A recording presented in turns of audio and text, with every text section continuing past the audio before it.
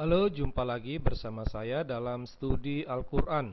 Sebelum kita membahas topik kita, mohon dukungannya untuk mengklik tombol-tombol yang ada di layar kaca Anda. Studi Al-Quran kita kali ini membahas surah At-Taubah ayat 29. Ini merupakan sebuah telaah logis sehingga dibutuhkan akal sehat untuk bisa mengikuti video ini. Peringatan keras, yang tidak punya otak, jangan pernah menonton video ini.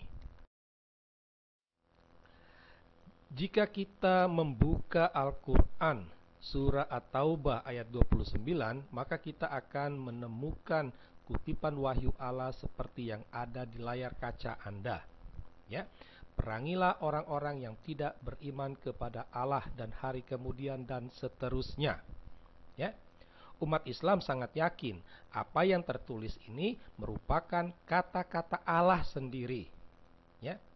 Meski harus diakui juga bahwa yang tertulis ini tidak semuanya merupakan kata-kata Allah. Apa yang ada dalam tanda kurung itu merupakan tambahan kemudian yang berasal dari manusia. Jadi, yang ada dalam tanda kurung itu bukanlah perkataan Allah. Ya. Nah, jadi silakan menilai sendiri. Ya. Ada ataupun tidak ada tambahan ini tampak jelas bahwa wahyu Allah ini merupakan wahyu perang dengan nada perintah. Ya. Perangilah. Nah, demikian awal dari wahyunya, perintah. Ya. Nah, sekarang kita lihat dulu apa makna perang yang ada dalam wahyu Allah tersebut. Ya. Sangat terang benderang bahwa perang yang dimaksud oleh Allah dalam wahyunya itu adalah perang yang sesungguhnya, di mana di sana terjadi aksi membunuh, dibunuh, atau terbunuh sehingga orang akhirnya menyerah dan tunduk. Nah, inilah makna perang ya yang dimaksud oleh Allah dalam wahyunya. Ya. Ada banyak wahyu Allah yang menegaskan makna ini. Ya.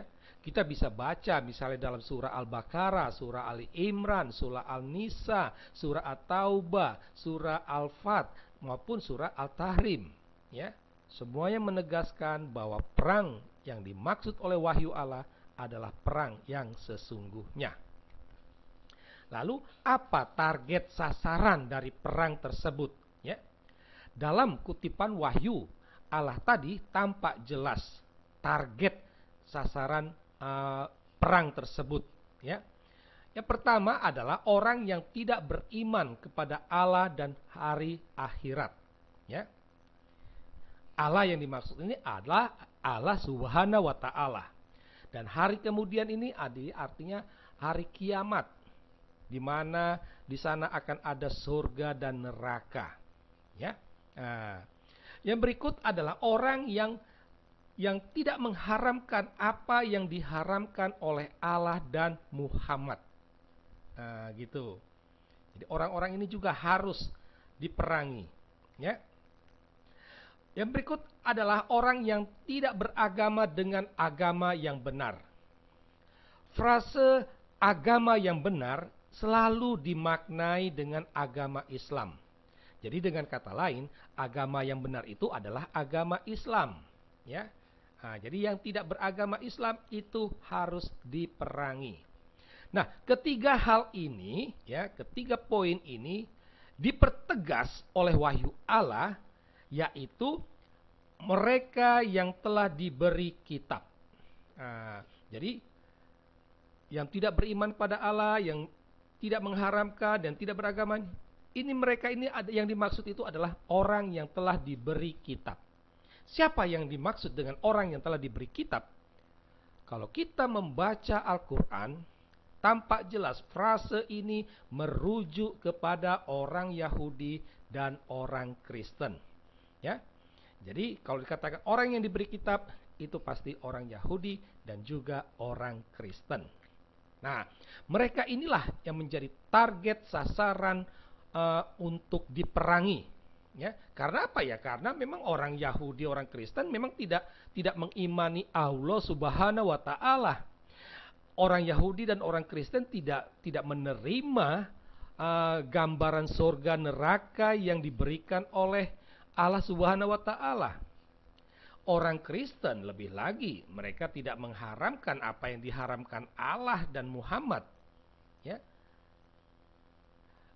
Orang Yahudi dan orang Kristen sama-sama mereka tidak beragama Islam. Nah, orang-orang inilah yang menjadi target sasaran untuk diperangi. Ya. Lalu apa tujuan dari perang ini? Tujuannya cuma satu, membuat mereka itu tunduk dengan membayar pajak atau kalau tidak dibunuh. Inilah wahyu perang dengan nada perintah yang seringkali menjadi ideologi terorisme. Maka tidak heran ya, sikap bermusuhan umat Islam itu lebih keras ditujukan kepada orang Yahudi dan juga orang Kristen. Dasarnya ya wahyu Allah. Orang Islam sudah diberi perintah oleh Allahnya sendiri.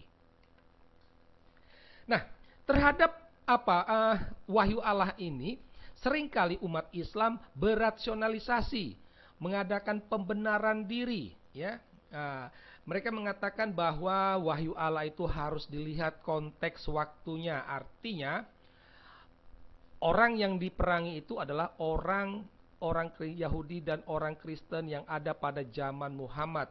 Sedangkan sekarang itu tidak perlu lagi. Nah, mereka mengatakan begitu. Ada lagi bahwa rasionalisasi itu bahwa wahyu Allah ini harus dimaknai dengan makna yang baru. Jadi tidak perlu membunuh, ya. Tidak perlu membunuh orang Yahudi dan orang Kristen. Cukup memaksa orang Kristen ini supaya menerima Allah Subhanahu wa taala, bahwa harus memaksa orang Kristen menerima gambaran sorga dan neraka, menerima apa yang diharamkan oleh Allah dan Muhammad. Jadi memaksa itu. Itulah bentuk makna baru dari perang, ya.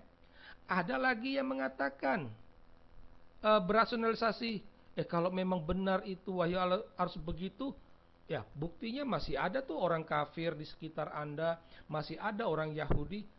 Kalau benar wahyu ini dilaksanakan, maka pastilah orang Yahudi dan orang Kristen tidak ada.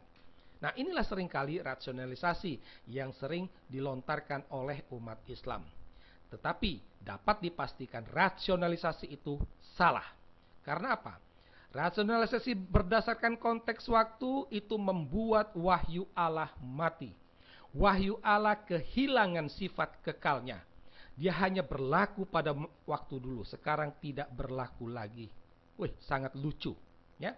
Sedangkan dengan pemaknaan baru itu membuat tafsiran itu melawan kehendak Allah, ya. Karena tidak sesuai dengan kehendak Allah. Fakta esisnya target itu mau menunjukkan bahwa orang Islam lebih tunduk kepada hukum sipil daripada hukum Allah. Ini yang harus disadari oleh umat Islam.